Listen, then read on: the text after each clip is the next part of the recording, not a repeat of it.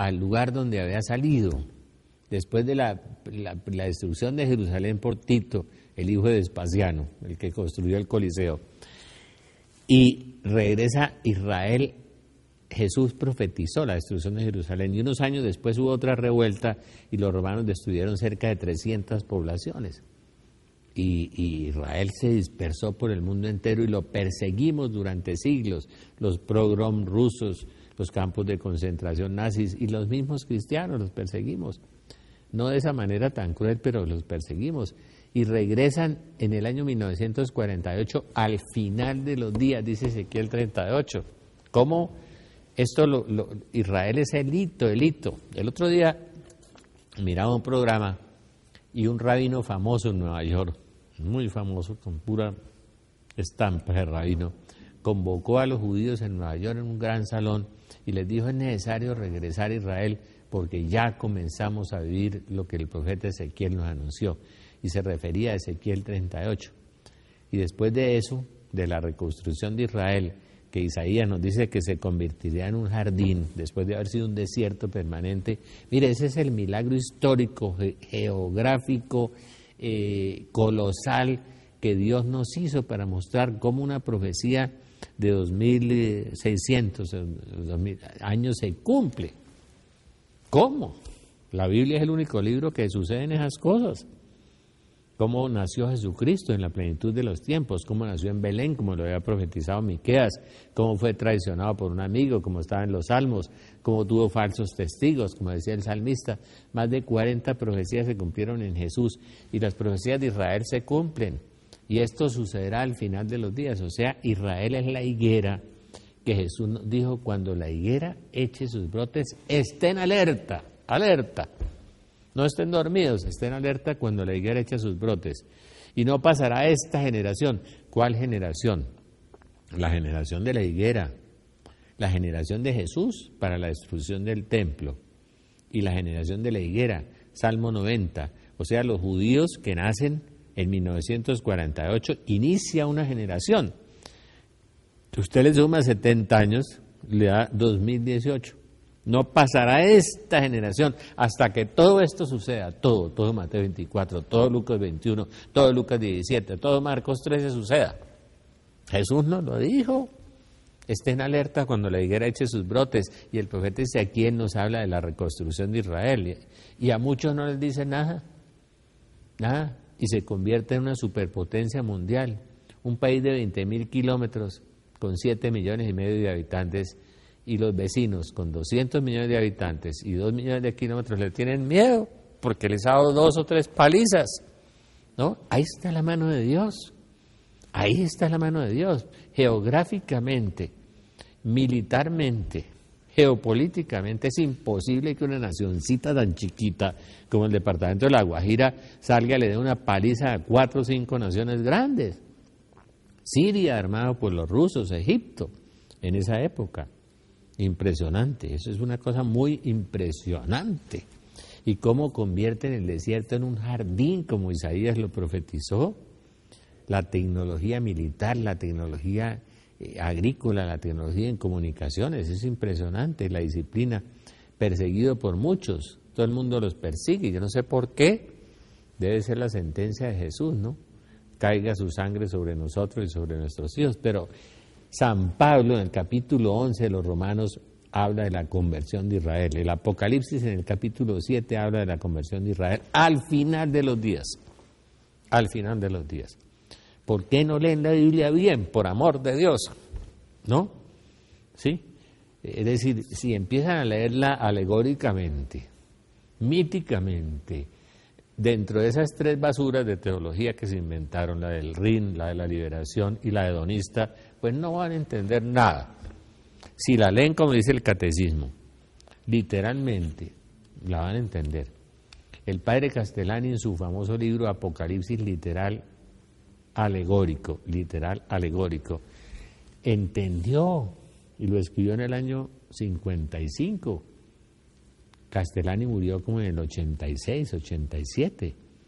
El mejor teólogo que ha tenido el Apocalipsis y uno de los mejores en teología general, espiritualidad y todo América Latina. Nos dejó un legado de 60 libros. Los judíos están convencidos, los evangélicos están convencidos, solo con la Biblia. Nosotros estamos llenos de profecías de santos, de místicos, de apariciones de la Virgen, y nos ha ilustrado, y nos ha enseñado, y nos han sobreabundado en el tema, y no lo queremos leer ni conocer. Es decir, somos una especie de avestruces o de topos, ¿no? Perdónenme la expresión, San Pablo dice, y jactándose de sabios se volvieron estúpidos, de no querer ver lo que los psicólogos llaman, hacemos una negación, para no ver. Y todos los días nos dicen, se reunieron 82 naciones en 900 ciudades, enfurecidos, enardecidos en Wall Street, en Londres, en Roma, en todas partes del mundo, y tumbaron los gobiernos árabes y todo. Y ya se está enardeciendo el mundo, se indignaron los pueblos de la tierra, Apocalipsis 11 y el Salmo 2. Entonces los judíos, los evangélicos, los que creen en las apariciones de la Virgen, pobrecitos, sí creemos en eso.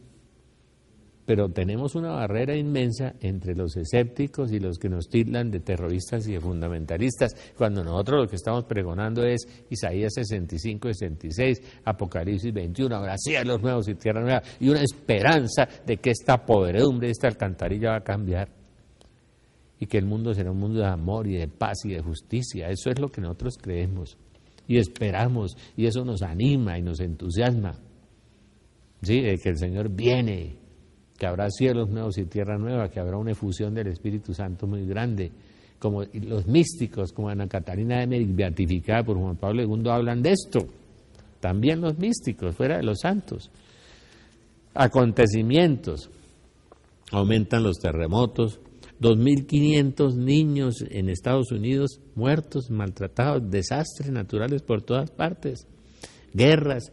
Ha habido desde 1940 a hoy 6 días de paz, dicen los politólogos, y no queremos ver tampoco. Más de 200 guerras. Los movimientos sísmicos han aumentado el 300%. La semana pasada hubo 4 terremotos. No, eso es natural, eso siempre ha pasado. Entonces San Pedro dice, y dirán en son de burla, eso siempre ha pasado. La corrupción, el divorcio en Colombia aumentó el 200% en un semestre, de la familia, la crisis de la fe, la ecocatástrofe.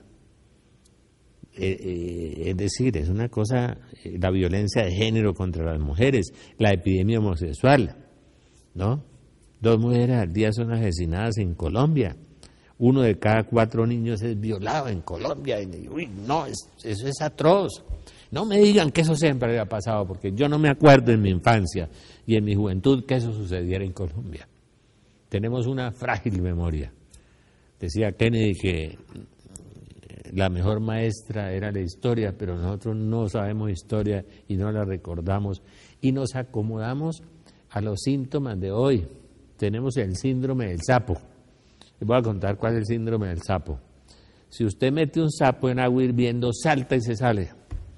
Pero si usted empieza lentamente a subirle el fuego y a cocinarlo hasta que se muere el sapo, entonces nosotros ya nos han ido cocinando y nos acostumbramos al mal y nos quedamos dormidos ante el mal.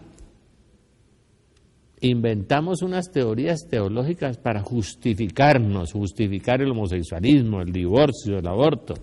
Yo me realizo, yo hago mi vida, yo me doy mi espacio, y hacemos frases estúpidas además, ¿sí? Para negar los mandatos de Jesús. Lo que Dios unió no lo separa el hombre. Entonces yo hago mi vida, yo me realizo, me doy los pasos, y el demonio arrastrando a través de esa corriente a millones de almas a la condenación eterna, y no hacemos nada. No hacemos nada. Tenemos una indiferencia ante ese tipo de cosas.